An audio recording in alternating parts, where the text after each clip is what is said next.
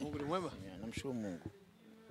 Bado zimesalia michezo mitatu kuweza kutamatisha msimu 2024 2025, lakini mpaka sasa kuna uwezekano bingwa tukampata kwenye dabi ya Kariakoo. Kwanza kulikuwa ni msimu wa namna gani kwako? Msimu wa msimu. Ndio msimu ambao kuna malalamiko mengi sana na ametokea mambo mengi sana ya kipumbavu ambao yametagasa katika mpira. Kwa uwezo kwa msimu bora. Kwa sababu tutaangalia labda kwa kuwa labda bingwa tutampata katika mechi ya mwisho. Haimaanishi kwa ndio ubora wa msimu kwa namna hiyo. Ubora tunaangalia ile haki stahiki, yani kumpata bingwa katika njia ya halali zaidi. Na kuna mambo yanatakiwa tuyaone yamezingatiwa kikanuni na kisheria.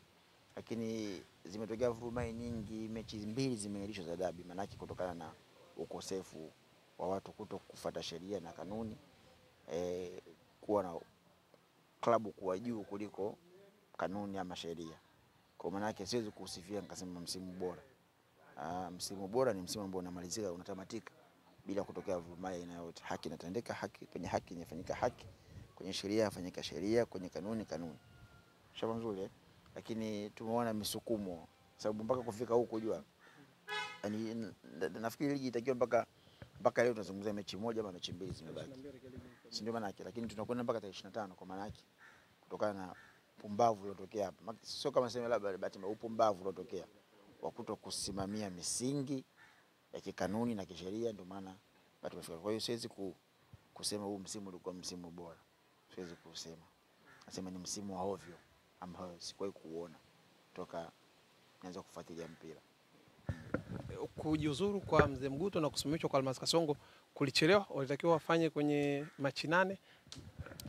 Hiyo kwa bahati mbaya sisi wa Afrika sio Tanzania, sisi hatupo kwa ajili ya watu.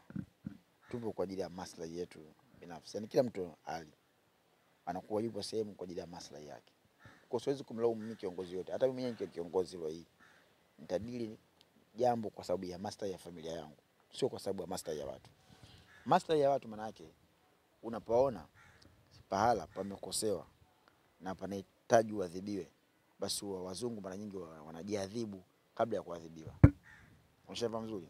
Mimi jambo hili hapo kuna makosa yetu tumefanya sisi kama labda bodi ya ligi. Na ile jambo ili ya makosa yafutike, sisi tunahitaji kutoka. Watu wanafanyaje? Wanatakiwa watoke ili kupisha wengine waje. Lengo nini? Ni kukuza ama kuendeleza pia. Maana yake nini? Ukifanya vile hata nikuja pia atakuwa ana uoga. Shaba nzuri kwamba kwa nini hao walitoka? Hao walitoka kwa sababu waliona walishindwa kusimamia kanuni au kusimamia sheria. Ndio maana wafanyaje wakajivua gamba. Kwa mimi nilokaa hapa natakiwa ili nisijivue gamba, basi ninapaswa nifuatilie kanuni na sheria zinavyotaka. Shaba nzuri. Lakini kwa kuwa sisi tupo kwa ajili ya maslahi yetu binafsi, kwa ajili ya sisi matumbo yetu na familia zetu, kwa hata jambo likiwa lina athari, kwa kuwa haupo kwa ajili ya watu, hauwezi kuona athari yake. Kwa sababu wewe utapambania nafasi yako kwa ajili ya maslahi yako. Hautopambania kwa sababu ya maslahi ya watu. Shauri nzuri. Kwa hiyo utaona kwamba hili tu na mimi nitokee kwa hili nikale wapi. Shauri nzuri. Lakini ukiwa kwa ajili ya watu hautoweza kung'ang'ania pale ambapo unatakiwa fanyaje utoke. Kwa hata haya unayoona haya inakaa ni shinikizo, sio matakwa ya watu. Umefahamu vizuri? Yaani inakaa ni shinikizo, sio matakwa. Sasa ikiwa ni shinikizo mpaka mmetoka, maana yake nyinyi mlikuwa mna makosa ambayo mmefanyaje mmeyafanya. Kwa hiyo ilipaswa kabla hatukufika huko mapema sana itakiwa mrekebishe haya makosa kabla mambo hayajakuwa mazito kama hivyo ilipofikia. Shafa mzuri. Kwa hiyo nafikiri ni jambo sahihi, kwa sababu sehemu yote ambayo unakaa kwa ajili ya watu, unapoona umefanya jambo la kukosea, sheria yake inatakiwa ukae pembeni. Tumeona sio Bongo, tumeona hata huko FIFA, tumeona nani ule mzee ule Seif Blatter ameondolewa kwenye madaraka kwa sababu amekutwa na tuhuma ambazo sio nzuri. Si ndio? Tumeona rais wa kafu kabla kuja kukaa nani Msepe wa mwanzo kabisa wale na ile kuna tuhuma hizo akaondolewa. Ndio sheria inataka hivyo. Sasa yote ambayo watu wengi ukifanya makosa mmoja kwa ajili ya maslahi yako wewe binafsi, toka picha watu wengine wajiendeleze ile gurudumu. Ushaanza sababu lengo nataka lengo watu wanufaike na uongozi wako wewe. Shamba mzuri, sio wachache wanafagia kwa uongozi wako wewe. Kwa hiyo ilipaswa, kwa sababu kwa hili liko uwezo kulikwepa hali. Yaani kwa hili lilivyokaa tu kabisa inaonekana ni uzembe wa hali ya juu ambao umefanyika kupitia bodi. Kwa sababu timu inaposema mimi sichezi, maana imetishia tu nyau. Sasa wewe unatishwa nyau, usiingie kwenye mfumo. Yaani ni sawa mwanamke anapokuambia baby na shida milioni 20. Sasa wewe unategemea jinsi utamwendo vipi. Ukikubali hiyo 20 utatafuta, ataenda kuiba, atafanya utampa. Lakini kama utakuwa na akili atakuelewa na hatotaka tena milioni 20. Shamba mzuri. Sasa ndo timu za mpira zilivyo. Zinavyosema jambo haimaanishi kwamba labda ile jambo na maanisha kweli. Wao wanajaribu. Sasa na unapoingia kwenye mfumo maana yake wamefaulu wao. Shamba mzuri, wamefaulu wao. Mshasiku sasa na unatakiwa uangalie kama kiongozi umewekwa kwa ajili ya kumsikiliza mmoja au kusikiliza wote. Lengo kusikiliza wote. Je, sheria au kanuni inaruhusu mtu anaposema achezi na mechi ikaahirishwa au asicheze kweli? Jibu kama hairuhusu, si ndio? Hairuhusu. Kwa hiyo unasimamia vipi kama kiongozi sasa ili mchezo uwepo? Mchezo mzuri ndicho kilichofanya Misri. Kama mechi hapa iahirishwe. Mechi hapa ipo. Acha Misri. Real Madrid pia nakumbuka waliandika barua siku moja kabla mchezo wa finali ya Copa del Rey kwamba sisi kama marefa asipobadilishwa hatuchezi, na kufanya mpaka press conference ya kufanya Real Madrid hivyo. Kwa sababu wanataka kugomea nini mchezo. Lakini kazi ya bodi ya ligi ya Spain yakikisha kwamba mchezo unafanyaje unakuwepo. Walipiga simu Pirezi, wakaongea naye vizuri, tena alipiga simu Tebas yule. Bwana sikiliza, usije na shaka kama waamuzi tushaongea nao, jambo litakuwa zuri, leteni timu uwanjani. Na Madrid akacheza finali. Simefahamu vizuri. Wakacheza finali ya Madrid. Kwa sasa ukiona taasisi ama mtu ambaye anapewa dhamana ya jambo, alafu yeye ndo anakuwa kwanza aliye jambo linapotokea shida, yeye ndio shida kuiendeleza, maana huyu ana tatizo.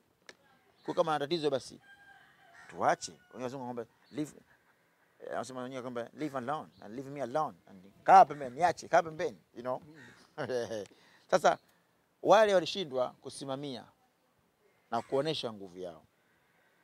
Kweli mmezuiliwa getini. Si ndio Sawa. Kanuni inasemaje mtu akizuiliwa getini? Fine. Itakiwa alalamike yule Simba. Mimi nimekuja mpaka getini nimezuiliwa kufanya mazoezi.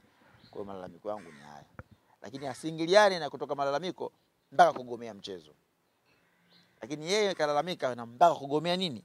Mchezo. Alafu ni jambo ambalo sio la papo kwa papo, mpaka unaposema hatuchezi mpaka wauni wafanyaje waadhibiwe. Maana yake si jambo la papo kwa papo. Ni jambo itakiwa labda mchezo mwingine, sio mchezo huu. Ushafahamu mzuri Na bodi sasa ikachukua mamlaka ya kukubali yale matakwa ya klabu. Maana yake hapo pana shida sehemu, pana tabu maana yake. Ushafahamu mzuri.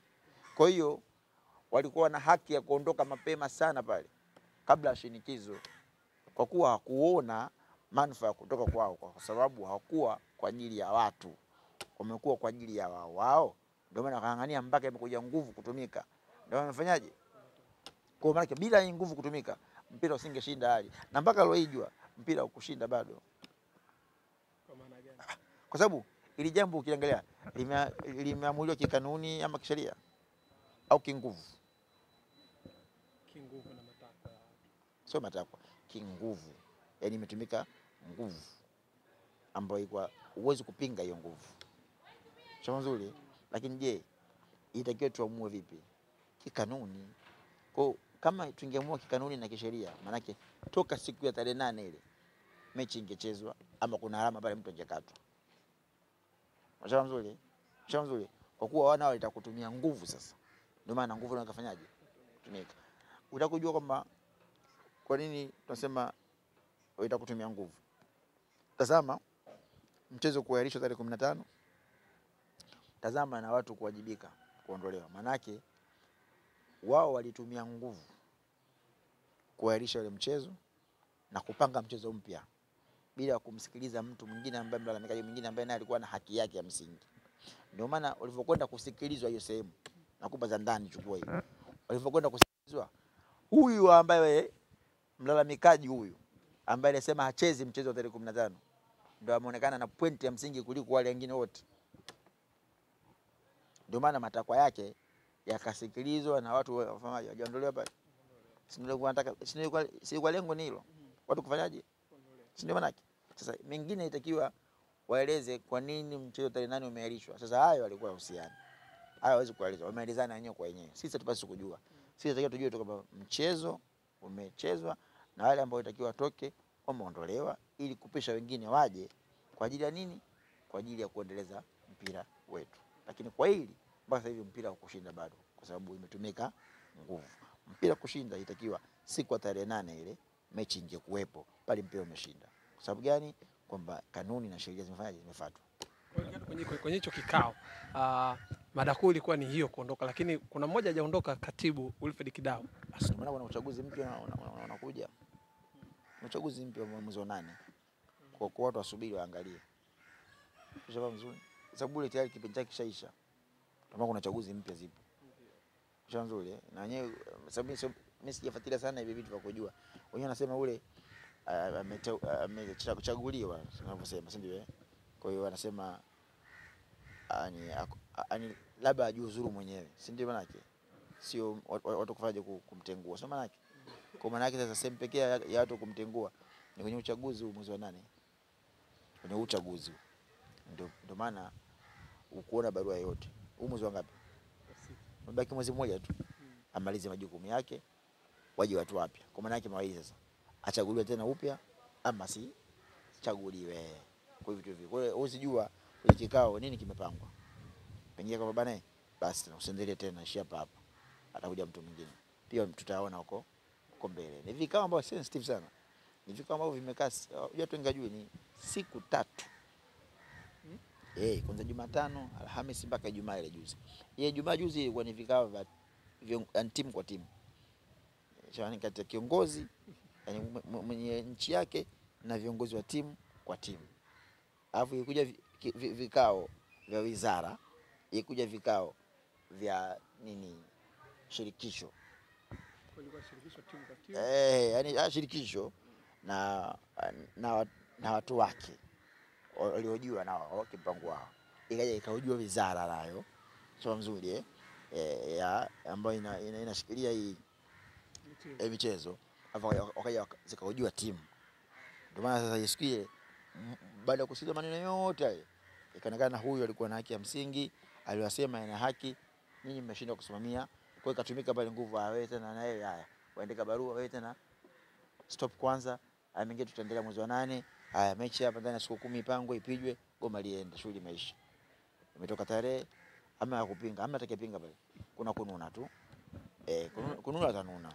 Hayo kupinga wazi kupinga kwa sababu kama kupinga hakuna. Ukipinga tafuta mchako wa kuishi. Wewe unanuna. Wewe unanuna kaka. Kupinga maana katafuta mchako wa kuishi. Njoo nzuri, yani katafuta nchi yako huko ukaishi. Au uje tu alete udongo mfinyanzi.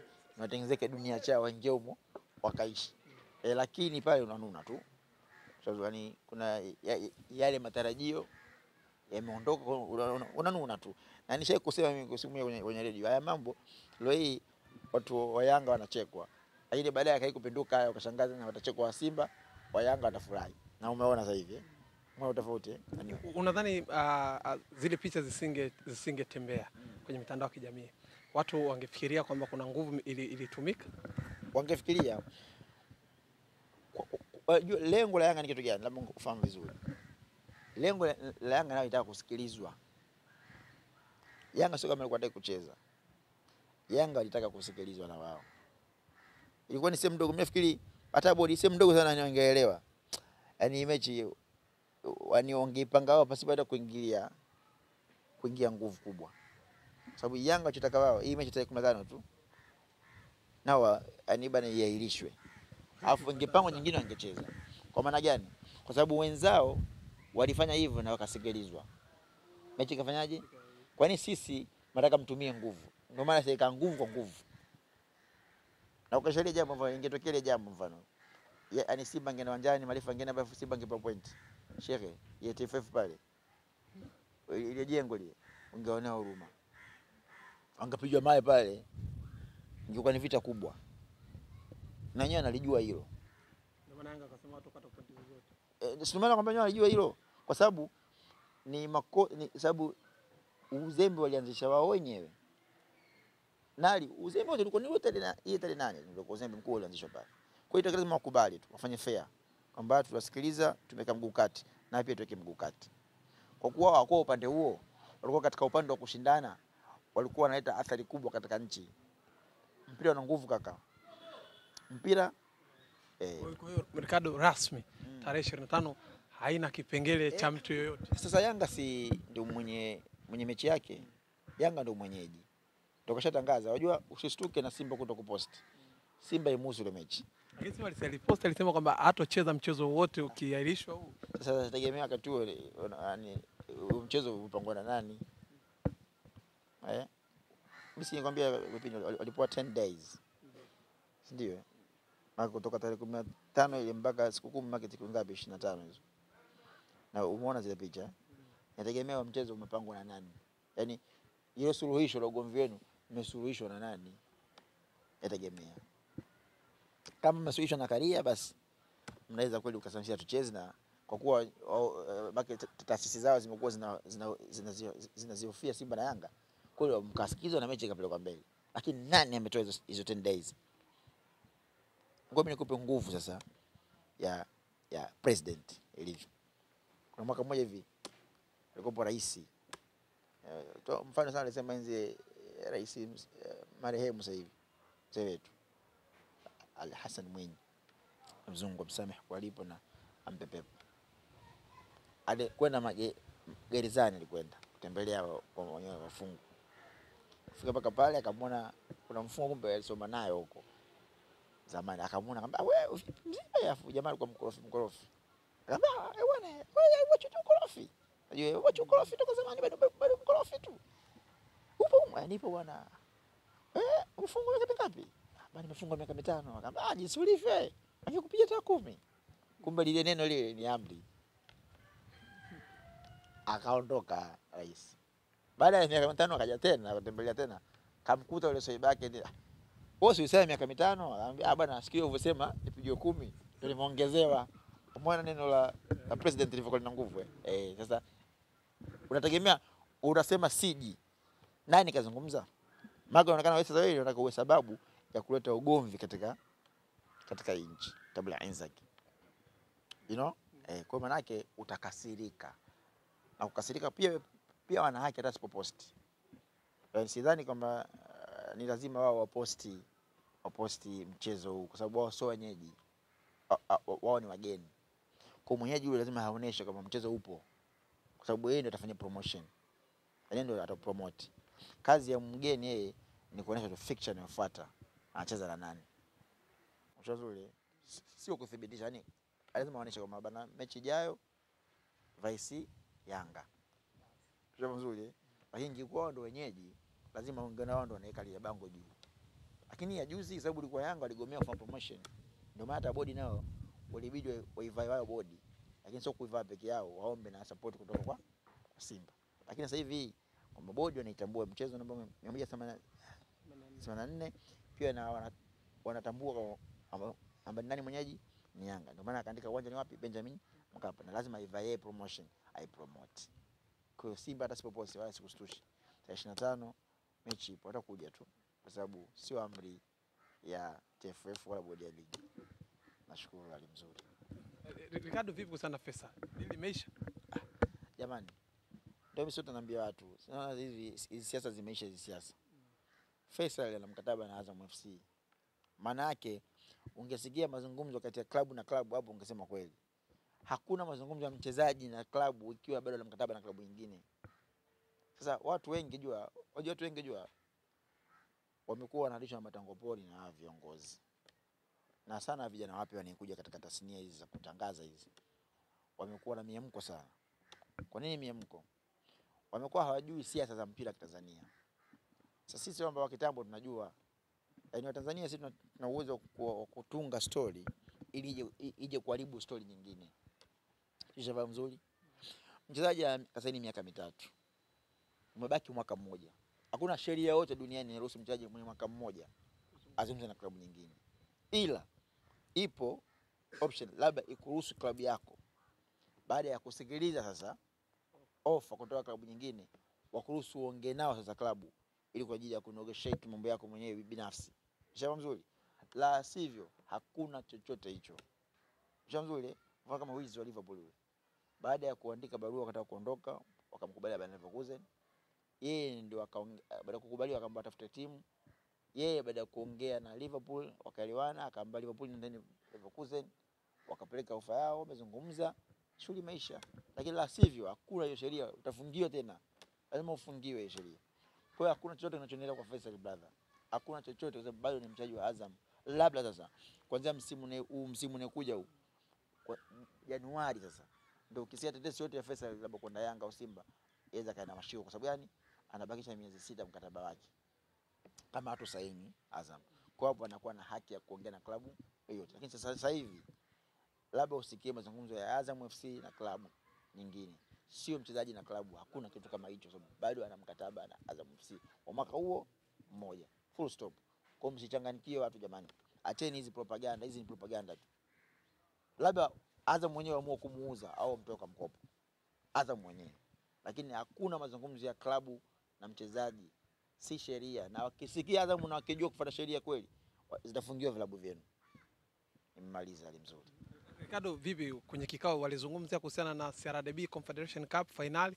Manake Yanga wamesema pia hawachezi mpaka watapolipwa hela zao za ubingwa miaka mingi. Wewe unashindwa kuelewa. Unajua yale yalikuwa ni unajua kwa vipi yale? Yaani yale mfano hivi, nakupa tu mfano. Umegombana, mimi nakutoa mifano tu mizuri tu ya kimahaba. Umegombana na mke wako. Labda shida umechelewa kurudi saa 8. Basi ule ugomvi utaleta mambo mengi. Sio nzuri. Mambo mengi yataleta jua. Toi la kula, vitu vingi vitaleta. Lakini mkishaombana tu msamaha, yote yale yanaisha. Lengo ni nini? Lengo ni wewe tu kuchelewa kurudi nyumbani. Ndio lengo lilikuwa ni hilo. Lengo la mambo yote ni mechi tarehe 15 tu. Ambo Yanga kuitaka kucheza. Ndio lengo. Ndio akaleta yote hayo. Kwa nini yote akaleta? Baada ya huyu kulalamikia ile jambo na akupata haki ya kusikilizwa, ndio akaleta mengine unayaona. Sababu nao itakutumia nguvu. Mfano ilikuwaje? Waliambiwa kae wenyewe kwa wenyewe kabla ya kwenda kwa juu. Kaeni wenyewe kwa wenyewe mnyamalize. Wakaitwa na Yanga na wakakana bodi ligi. Nakumbuka vizuri. Kuna mambo wakakubaliana mwe ndani wazungumzie. Vizuri tu. Sasa CEO alivotoka pale akachagua engo ya kuzungumza. Kuna mengine ya kufanyaje kuyazungumza. Sio alizungumza matakwa ya Yanga. Yaani akachagua engo ya kuzungumza. Yaani engo kama ya kuwafavor wao. Sio masikilizano kama waliofanya yaani sio kikao chote. Kwenye kikao kuna Yanga amechagua ya kuzungumza yeye. Moja hapo kama kuonesha Yanga amekubali kucheza mechi tarehe 15. Hicho ambacho kichouma Yanga hicho. Mbona hayakuwa matakwa haya? Mbona unaongea matakwa haya? Mwingine umeacha. Ndio Yanga wakaita press nao wakashambulia sasa kama mbwai na iwe mbwai ndio wakaita sasa mpaka na mengine ambayo si CRDB huko. Mpaka nataka kugomea na mchezo wa nini wa finali. Shaba mzuri. Lakini lengo lilikuwa tarehe 15 tu. Lakini baada ya kusikilizwa sasa kukaa kusikilizwa tarehe 15 mchezo kwa mguu kati na kuna baadhi ya watu wale wataka wao wameondolewa. Why not? Watacheza mechi zote. Sana mechi Jumatano sio inasikilizwa. Watacheza na nani nyingine watacheza na finali watacheza. Na Simba pia watacheza. Akija baada ya Simba kwa finali Zanzibar. Sio maana Jumatano inakuwa ni 25, si ndio? Alhamisi 26, 27, Ijumaa 28 wana Singida. Finali. Ricardo, la mwisho kwa Aishi Manula. Neno lako kwa Aishi Manula. Lipi sasa ni safari yake ndani ya Simba zimekuwa imefika ukingoni. Kumekuwa na maoni tofauti, wengine kama wanawataka Simba kumfanyia fair Manula, kuna wengine wako upande wa Simba kwamba sawa Manula mlichomfanyia. Neno lako lipi kwa Aishi Salum Manula? Hapo atakiwa jifunze tu wachezaji, kwamba hivi vilabu havina urafiki. Kwa hiyo wakati wao wanakuwa hapo kwenye peak na wao wasio na urafiki nao. Ukija upande wa maslahi, bora urudi nyumbani kwa kauli ya tumeshindwana mezani. Chama nzuri kuliko kurudi, yani kuliko kubaki afu ukikandamizwa kwenye haki yako. Umeona hao Simba wameona kwamba wameangalia haki yao.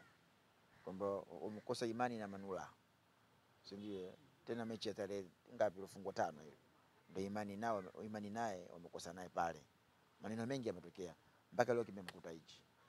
Maana yake na wao wanatakiwa wacheze kama wachezaji wakati wako kwenye piki pale, wasiwe na urafiki wala na imani na vilabu. Wanatakiwa waangalie master yao kinaga ubaga, kwa sababu likipinduka jahazi hawa wanaga huruma nao. Simemfahamu vizuri? Hata mashabiki nao wanafiki waona hivi. Kuna muda anaweza kusikia mtaji anadai yake wakamtukana, wewe nini wewe si nini. Afu hapo wakiambia bwana mtaji ukafungisha, wanaungana viongozi wao kumwataki nani? Kwa watakia fahamu kabisa.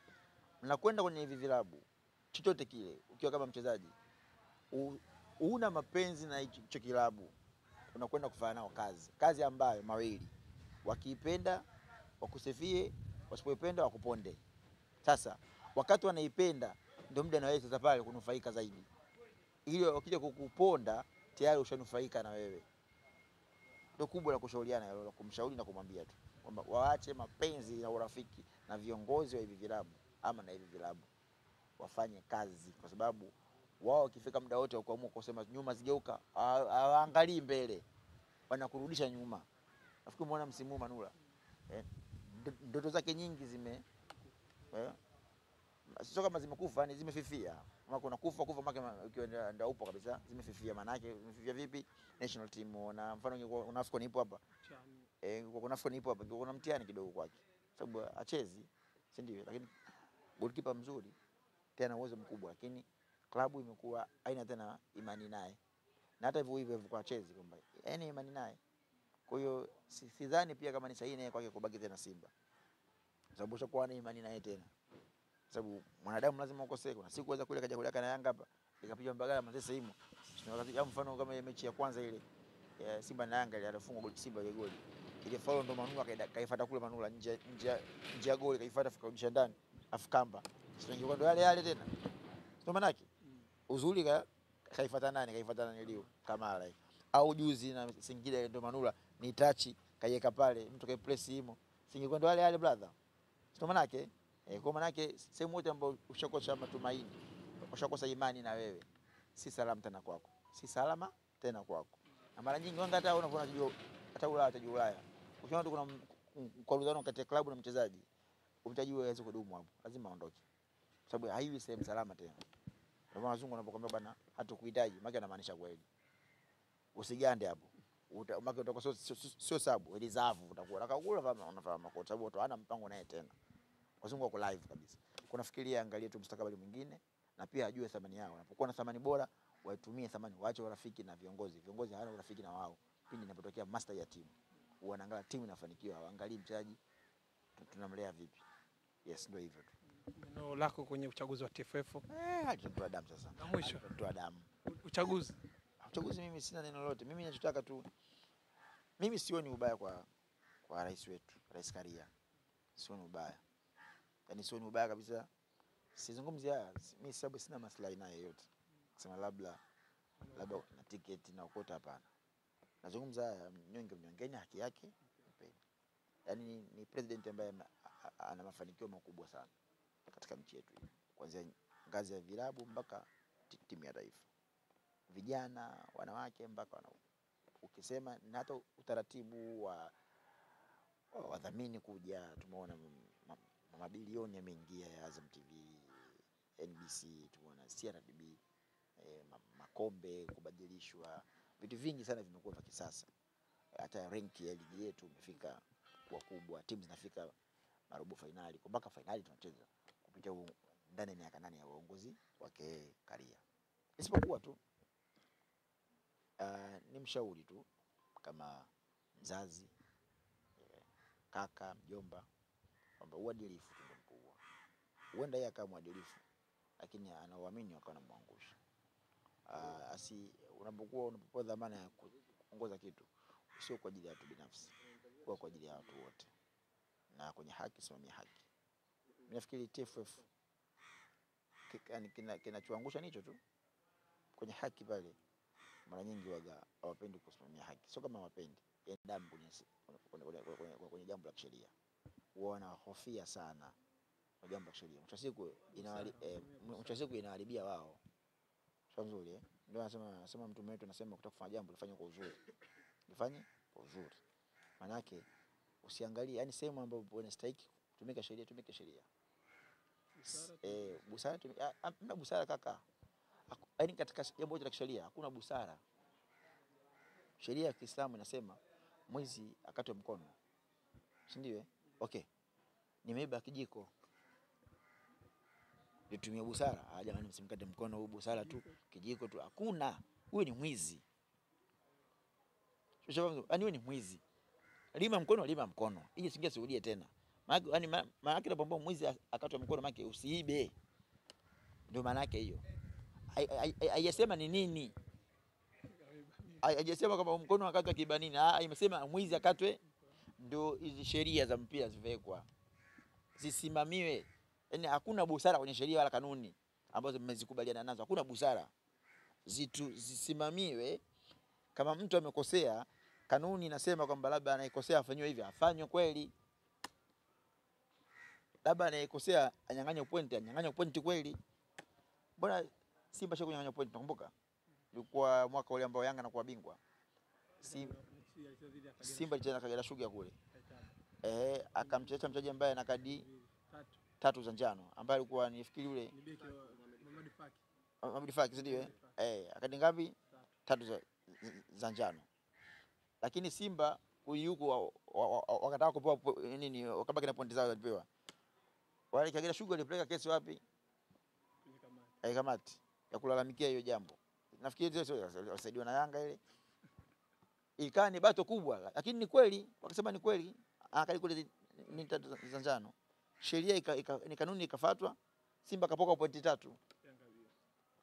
Yanga akachukua nini? Akachukua ubingwa. Tumefahamu vizuri. Sasa tufuate hii misingi, kwa sababu hii njia ya kuwakomesha hawa wakubwa Simba na Yanga, ukitaka uwafuate kwa ukubwa wao, pasipo kufuata kanuni, watakuzidi. Umeona katika lile ifuata kanuni na Simba kapoka pointi hizo na kupiga kelele. Sasa sababu imefuatwa nini? Unataka kutumia busara, hauwezi kufaulu. Busara ni ipi? Inapoandika barua na timu kwamba tunagomea mchezo, alafu ule mchezo unauahirisha kwa lengo nini? La tumeona tufanye busara kuahirisha mchezo, kwa sababu Simba singekuja ibidi tumpole pointi 3, pointi 15 sijui 3 hapo Yanga na tumshushe daraja. Tumia hiyo kanuni. Kwani Italia inataka kujenga mpira wa nchi yao, walifanyaje? Italia kataka kujenga mpira wa nchi yao. Umeona Juventus Turin wanakuwa bingwa mara 6 huko kwetu. Lakini Ulaya ukienda huko Dinamo Kiev nakupiga. Moscow nakupiga, sio timu gani nakupiga. Ulaya usumbui. Unatusumbua sisi huku. Kufuatilia. Umekuta rushwa. Juventus akashushwa daraja, Juventus. Akashushwa daraja Juventus. Kaenda chini kabisa huko. Parma akashushwa daraja. Unaona Lazio na AC Milan umpoka pointi 15 wote. Lengo nini? Wanajenga mpira upe wana hiyo. Na kweli Italy toka baada ya pale Juve ndo alirudi akachukua miaka 9 mfululizo. Baada hapo mpaka hivi wanabadilishana tu. Leo Inter, kesho Napoli. Kuta Milani, ushauri mzuri. Mara Juve, yani wanabishana tu ubingwa. Ushauri mzuri kwa sababu wameamua kujenga mfumo wa mpira wao. Wamejengaje? Wamefuata sheria na kanuni zinasemaje. Timu yote ambayo inafanya rushwa ikaifanyaje, ishushwe nini? Shushwe daraja. Kwa kuna kati waadhibu kwa kanuni tu. Bwana Simba leo mmeandika nini? Tumepokea malalamiko yenu. Lakini malalamiko hayahusiani na nyinyi kugomea mchezo. Kutokana na kanuni na bangapi. Inasema mtu yote akizuiliwa uwanjani, ipo kanuni na sheria. Mtu yote akizuiliwa uwanjani, faini inatakiwa hiyo klabu ipigwe faini ya 500,000, si ndio? Lakini haihusiani na mchezo kufanyaje, kuahirishwa. Kwa msipokuja uwanjani, mchezo bado upo kwa kanuni namba fulani. Na msipokuja kanuni namba fulani nasema hivi, kwamba Yanga akifika hapa atapewa pointi 3 na wewe utapokuwa utanyang'anywa alama 15. Kwa utaangalia 15 hizo. Sema mzuri au utashushwa nini? Daraja. Kwa brother usipokuja, sisi tunafuata sheria hii na kanuni hii. Uone kama watu hawaje pale. Lakini nataka tutumie busara. Sasa kutumia busara utaiona Simba kubwa au Yanga kubwa. Kama tutumie busara jamani. Hapa kibusara hapa. Ukisema hii mechi iache hii. Je, tutaweza kumshusha Simba daraja au Yanga daraja, busara sasa hiyo. Lakini kikanuni haiangalii hivyo. Kanuni timu zote ziko sawa. Kanuni imemnyang'anya pointi 6 Al Ahly, kanuni ya Misri. Na kuja uwanjani kanyang'anya pointi, kapewa 3 Zamalek, kanyang'anya 3 yeye mwenyewe. Kikanuni hiyo. Lakini wangeangalia busara, Al Ahly timu kubwa sana. Kweli jamani, mnanyanya pointi haiwezekani jamani. Imechi yake mguu kati. Mshamzuri. Kwa hiyo president anatakiwa umo tu. Usimbe na watu na wakati. Kuna muda kama nyimbo nzuri, kwani umezeko, wache tu mic tuimbeni nyinyi. Ushafahamu vizuri? Kwa hiyo president, kila sehemu iko vizuri. Iko perfect. Ni hapa tu tena kwenye hivi vilabu viwili tu. Vinavyomtia wazimu hivi. Nimemfanya mpaka onekane mbaya hivi vilabu viwili tu. Maana yake nini? Wasitiki kwenye kanuni na sheria. Waseke busara tena. Nao pia nafikiri tutakuwa wamejifunza kupitia hili. Kwamba hawa watu sio ungwana. Hawa watu wakikubalikiwa na kubadilikia 150. Tena anaweza karibu mpaka gari wako. Hapo leo hebu angalia. Leo kuna mtu pale karibu gari mfano kama Almasi.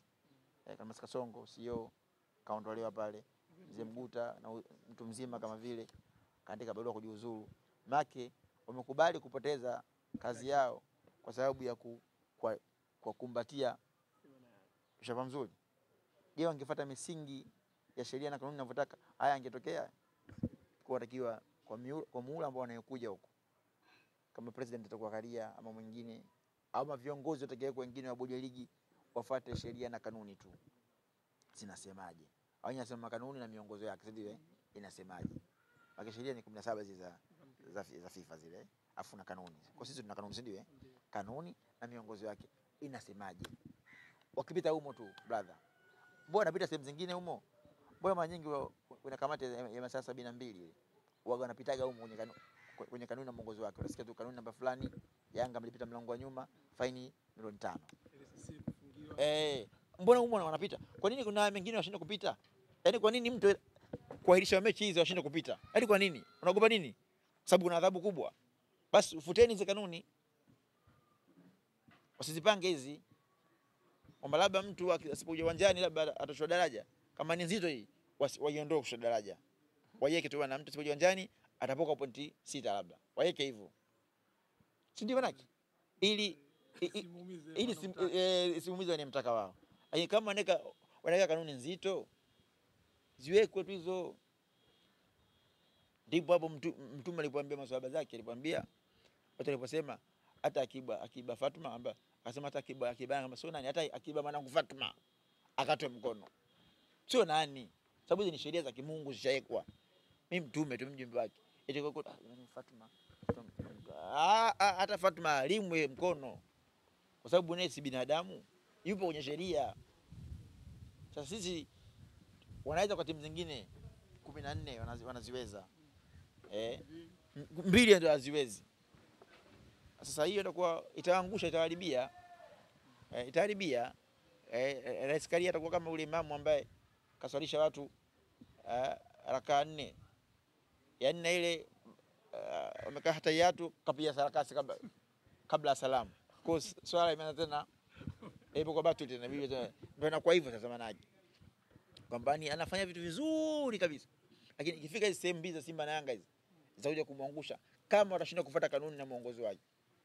Lakini ni bongo ya president. Amefanikiwa sana, yani ukipinga hiyo utakuwa na roho mbaya. Amefanikiwa sana. Ila tu watu wawili hawana urafiki, hawana udugu wa watu. Wakiamua kukaribia na kukaribia. Simona mfano kama hivyo, wanakaribia kweli yani. Kwa sababu wanasikilizwa. Kwa sababu hao watu ndio yani katika moja yani serikali ndio watu yani ndio humo na wapo. Kwa sababu humo Simba ina watu wapo serikalini, Yanga ina watu wapo serikalini. Na ni timu ambazo zimewekwa ni timu za kinchi, yani timu za nchi ambazo serikali pia wanazitazama hizo timu. Hawezi yani hawazinanyeliu. Mnafanya kama mnachiwa hivi, mnafanya kama huko yeye kama unajua kama niko peke yangu kama fungua kamera. Wanaona ukipotea tu wanakuaje. Kwa sababu zina nguvu sana, zina ushawishi mkubwa. Kwa hawezi kuziacha hivi hivi. Sasa watakiwa wafuate sheria yake. Tena waseme kabisa, watangaze jamani kabla ligi haijaanza mwaka huu jamani. Tena mimi nitamani yani kama mtu bodi wa ligi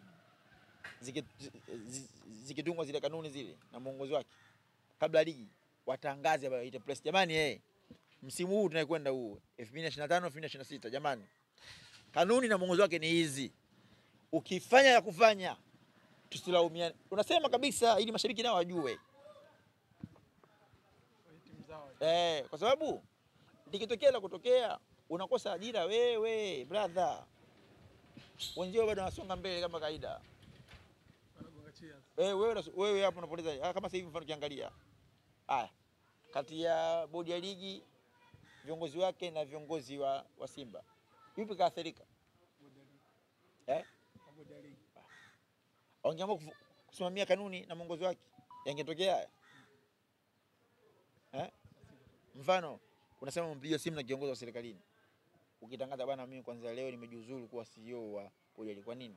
Kwa sababu mimi nafanya kazi yangu ya mpira na mpira una kanuni zake na mwongozo wake, lakini leo hii napigiwa simu na kiongozi ananiambia niahirishe mchezo namba fulani, mimi siwezi kufanya hiyo kazi.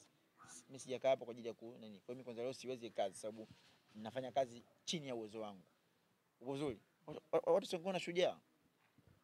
Hakuna kubali baada ya siku haya imetokea yamba huyu kiongozi kaka pembeni. Hajakusaidia chochote, tunakusaidia kaka pembeni. Kidagaa kimekupata yeye kidagaa. Sababu gani? Hatutaki kufuata kanuni na mwongozo wake. Kisa nini? Tunaweka usimba na uyanga ndani yetu. Na tunaingia na mioyo kabisa imeshiba. Mimi Simba, mwingine anaingia mimi Yanga.